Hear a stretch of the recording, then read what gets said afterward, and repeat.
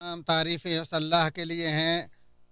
جس نے تمام آسمانی رسالتوں کا اختتام ہماری شریعت اور تمام انبیاء و رسول کا اختتام ہمارے نبی پر کیا اور ہماری امت کو بنی نوع انسان کے لیے عادل اور افضل ترین امت قرار دیا۔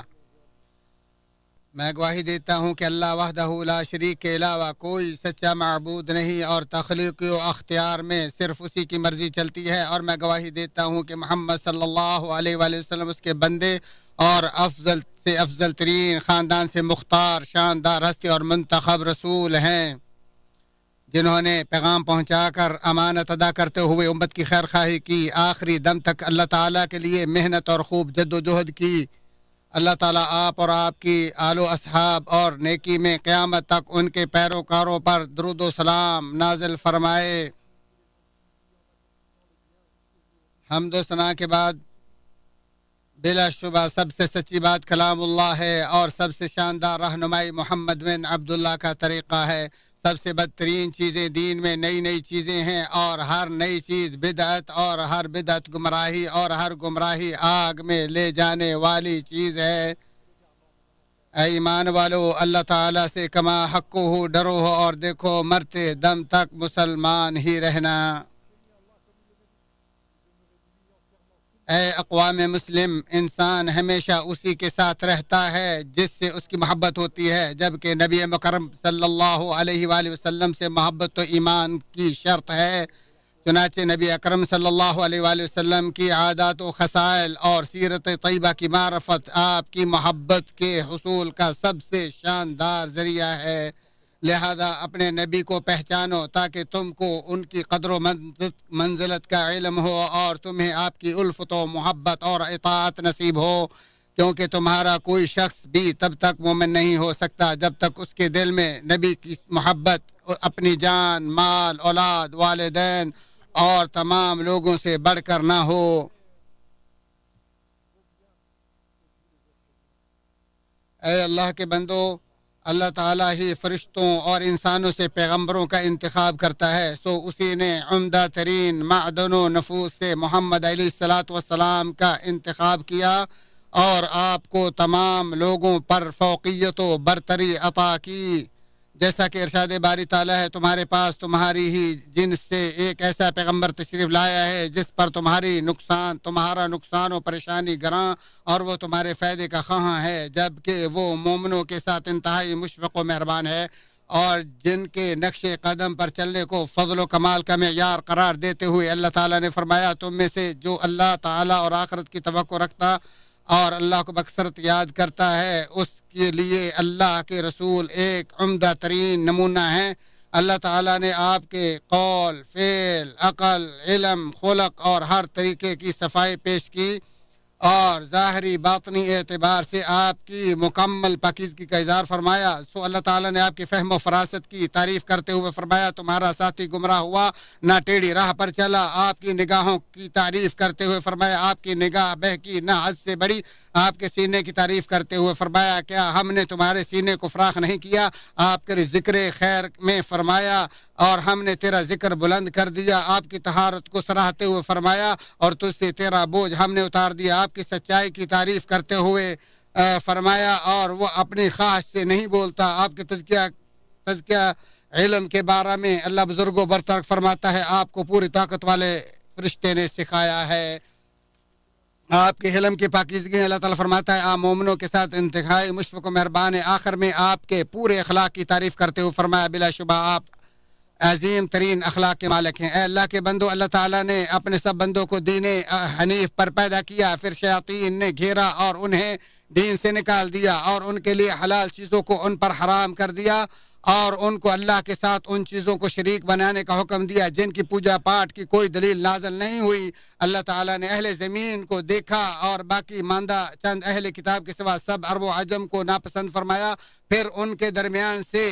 کائنات کی سب سے عمدہ نسل، شان و شوکت کی علامت، خیر و برکت کے منبع اور سب سے زیادہ مکرم و پاکیزہ ہستی محمد بن عبداللہ بن عبد المطلب عربی، قریشی اور ہاشمی کا انتخاب فرمایا، جن کی والدہ ماجدہ آمنہ بنت وہب قریشی ہیں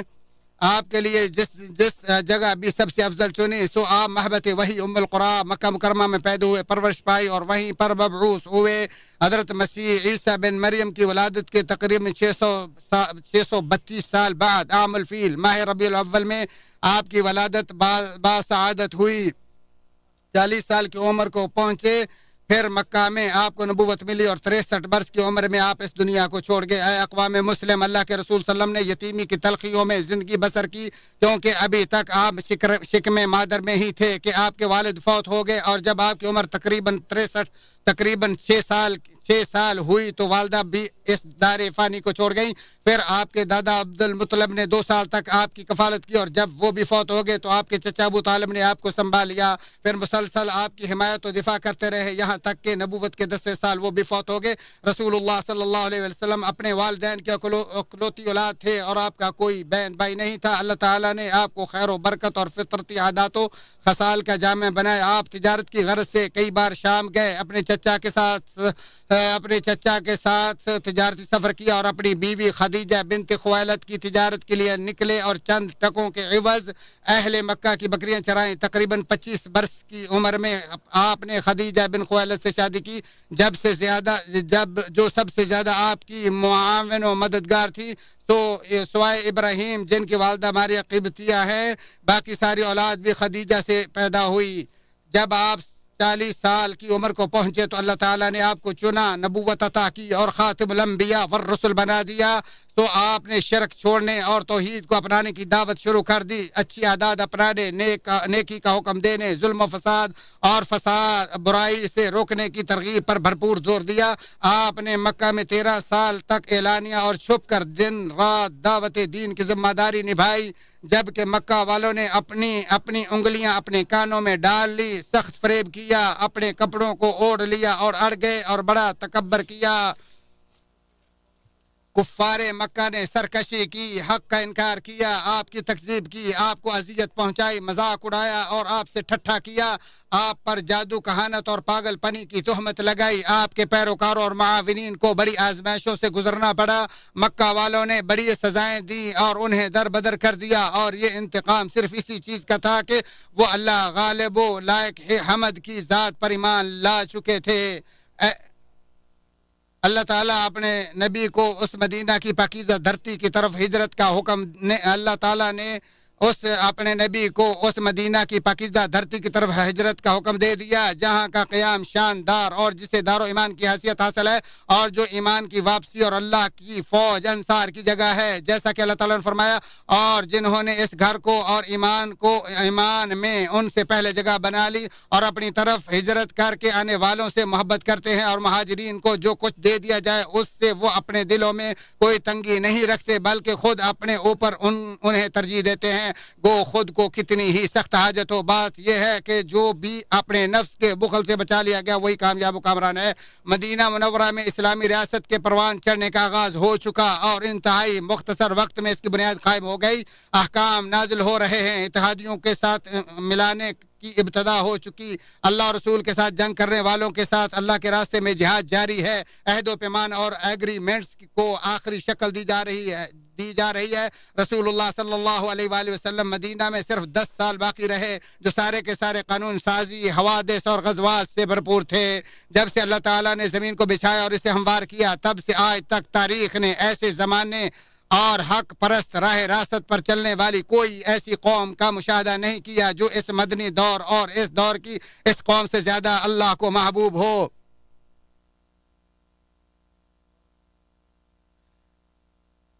اللہ تعالیٰ سے دعا، اللہ تعالیٰ ہم اس دور کے پاکیزہ لوگوں کے ساتھ جمع کر دے، اللہ تعالیٰ نبیوں کے ساتھ، نیک لوگوں کے ساتھ اور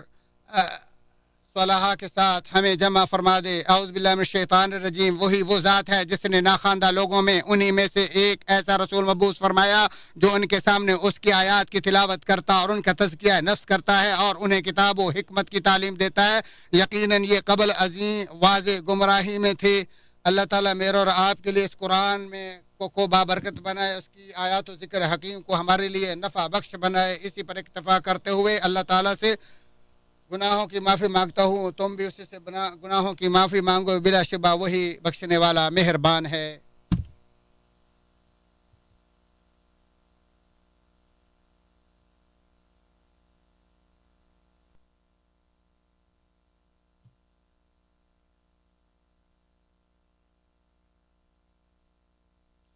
تمام تعریفیں اس اللہ کے لیے ہیں جو حق کو غالب و بلند کرنے والا اور باطل کو زائل و ذلیل کرنے والا ہے، جس نے تمام مشرکوں کے نہ چاہنے کے باوجود تمام ادیان باطلہ پر دین حق کو غالب کرنے کے لیے اپنے رسول کو ہدایت کے ساتھ مبعوث کیا۔ اے اللہ کے بندو، مدنی دور کے ان 10 سالوں کے دوران اللہ تعالیٰ نے اپنا دین مکمل کیا، لوگ اللہ کے دین میں فوج در فوج داخل ہوئے، اسلام جزیرہ عرب کی چاروں طرف پھیلا اور اس کے رہائشیوں نے مطیع ہو کر اسلام کو تسلیم کر لیا۔ اس دور کے چند مشہور حادثات و واقعات یہ ہیں: ہجرت کا پہلا سال نبی صلی اللہ علیہ وآلہ وسلم نے اپنی مسجد اور رہائش تعمیر کی، انصار و مہاجرین کے مابین بھائی چارہ قائم کیا اور اذان کو شرعی حیثیت حاصل ہوئی۔ ہجرت کا دوسرا سال خانہ کعبہ کو قبلہ کی حیثیت دی گئی، رمضان کے روزے اور فطرانہ یعنی فطرہ فرض ہوا، جنگ بدر ہوئی، رسول اللہ صلی اللہ علیہ وسلم کی صاحبزادی رقیہ کی وفات ہوئی۔ اسی سال شوال میں نبی اکرم صلی اللہ علیہ وسلم نے عائشہ سے شادی کی، اور اسی سال علی رضی اللہ تعالی عنہ نے رسول اللہ صلی اللہ علیہ وسلم کی صاحبزادی فاطمہ رضی اللہ عنہا سے شادی کی۔ حضرت کا تیسرا سال غزوات اور فوجی دستوں کی روانگی، جیسے غزوہ احد اور غزوہ بنو نذیر، اور اسی غزوے کے بعد ہی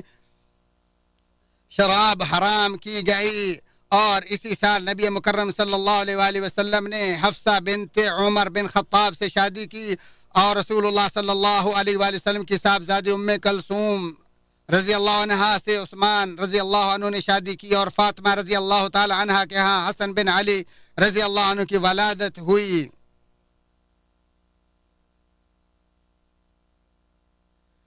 ہجرت کا چوتھا سال نبی اکرم صلی اللہ علیہ وآلہ وسلم نے ام سلمہ رضی اللہ تعالی عنہا سے شادی کی، تیمم مشروع ہوا، اور کہا گیا کہ غزوہ خندق بھی اسی سال ہوا، اور اسی سال غزوہ ذات الرقاع ہوا، اور اسی سال صلاۃ خوف مشروع ہوئی۔ ہجرت کا پانچواں سال غزوہ دومۃ الجندل اور قریظہ ہوا، اور پردے کا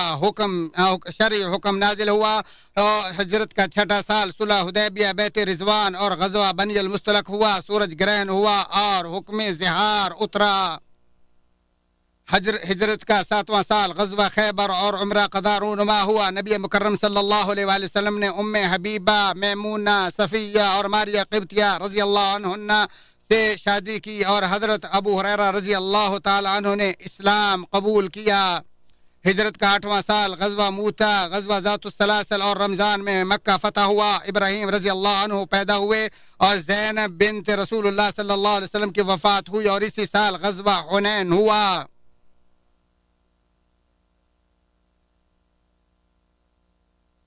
ہجرت کا 9واں سال غزوہ تبوک ہوا، نبی مکرم صلی اللہ علیہ وآلہ وسلم نے ابو بکر رضی اللہ تعالی عنہ کو لوگوں کے لیے حج کا امیر مقرر فرمایا۔ نبی مکرم صلی اللہ علیہ وسلم کی صاحبزادی ام کلثوم اور نجاشی رضی اللہ عنہما کی وفات ہوئی، اور وفود کی مسلسل آمد کا آغاز ہوا۔ ہجرت کا 10واں سال رسول اللہ صلی اللہ علیہ وسلم نے حجۃ الوداع کیا، آپ کے صاحبزادے ابراہیم رضی اللہ عنہ کی وفات ہوئی، اور یہ صورت نازل ہوئی: جب اللہ کی مدد اور فتح آ جائے اور تو لوگوں کو اللہ کے دین میں جوق آتا دیکھ لے تو اپنے رب کی تسبیح کرنے لگ حمد کے ساتھ، اور اس سے مغفرت کی دعا مانگ، بے شک وہ بڑا ہی توبہ قبول کرنے والا ہے۔ اے اللہ کے بندو، ہر نفس نے موت کا ذائقہ چکھنا ہے، اور اس دنیا کی ہر چیز کو فنا ہے۔ موت صرف اللہ ذوالجلال والاکرام کو بقا ہے۔ موت ایک ایسی تیز تلوار ہے کہ جس کا وار کبھی خطا نہیں جاتا، اور ایک ایسا حوض ہے کہ جس کا کڑوا گھونٹ ہر ذی روح کو پینا ہی پڑے گا۔ ہجرت کا 11واں سال حجۃ الوداع کے بعد ربیع الاول میں رسول اللہ صلی اللہ علیہ وآلہ وسلم شدید درد میں مبتلا ہو گئے۔ میرے ماں باپ آپ پر قربان ہوں، چنانچہ اللہ تعالی نے آپ کو مزید زندہ رہنے یا موت دونوں میں اختیار دے دیا، سو آپ صلی اللہ علیہ وآلہ وسلم نے اپنے رب کی ملاقات کو اختیار کیا اور کہا: اے اللہ، اپنی اعلیٰ رفاقت نصیب فرما، اے اللہ اپنی بلند و بالا رفاقت عطا فرما۔ آپ کی جدائی کا وقت آ گیا تو آپ نے وصیت کی اور دنیا والوں کو الوداع کہہ دیا۔ آپ کی جدائی سے دنیا سیاہ اور جگر چھلنی ہو گئے۔ خدا کی قسم، یہ کتنا بڑا ہولناک واقعہ، سنگین تکلیف دہ حادثہ، سخت ترین مصیبت اور انتہائی پریشان کن لمحات ہیں کہ رسول اللہ صلی اللہ علیہ وسلم کی موت کے ساتھ ہی زمین پر وہی اترنا بند اور آفاق میں اندھیرا چھا جاتا ہے۔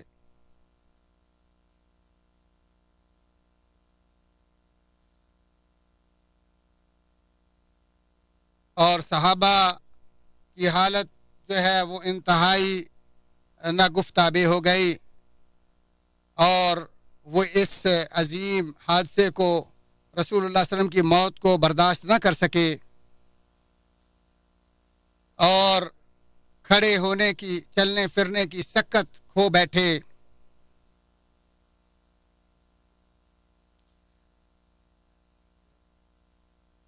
موت اللہ تعالیٰ کا ایک قانون ہے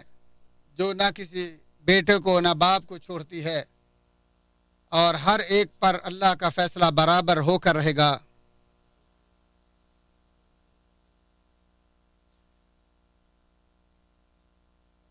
اور موت اللہ تعالیٰ کا ایک ایسا تیر ہے جو کسی کو نہیں چھوڑے گا۔ اگر آج بچا تو کل اس نے جانا ہی جانا ہے۔ اللہ تعالیٰ ہمیں اللہ کے نبی کی سچی محبت نصیب فرمائے۔ اے اللہ ہمارے پیارے پیغمبر ہمارے پیارے نبی کو ہمارے اعمال کا صلہ عطا فرما، ان کو ان کی کاوشوں کا محنتوں کا صلہ عطا فرما۔ اے اللہ ہم گناہ گاروں کو پیارے پیغمبر کے ساتھ اعلیٰ جنات کی رفاقت نصیب فرما۔ اے اللہ ہمارے حاکم کو اپنی رضا کی اور اپنی پسندیدہ کی توفیق عطا فرما۔ اے اللہ اپنے پیارے محبوب جناب محمد رسول اللہ صلی اللہ علیہ وسلم اور آپ کے آل و اصحاب پر رحمتیں برکتیں اور درود نازل فرما۔ آپ کے خلفاء راشدین اور دیگر صحابہ پر رحمت نازل فرما اور ان کے ساتھ ساتھ ہم پر بھی رحمت نازل فرما۔ اے ارحم الراحمین۔